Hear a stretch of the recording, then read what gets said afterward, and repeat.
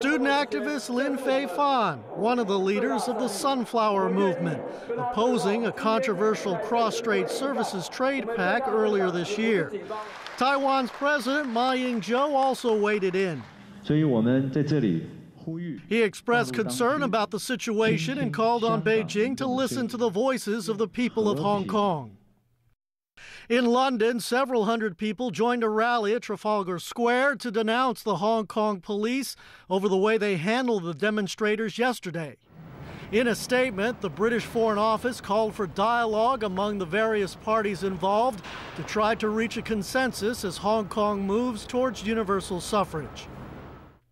There were also rallies in the U.S. in support of the protests here.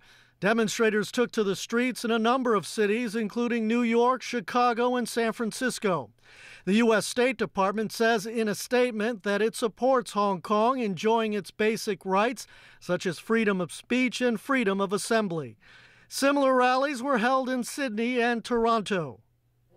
In Beijing, the Foreign Ministry says it's against any countries trying to support the Occupy Central protests here. The ministry says what happens in Hong Kong is the country's domestic affairs and that other nations should not interfere. Jameson Wong, TVB News. Still to come tonight, more victims of a volcanic eruption in Japan found. In Afghanistan, the swearing in of a new president. And VIP treatment for India's Prime Minister in New York.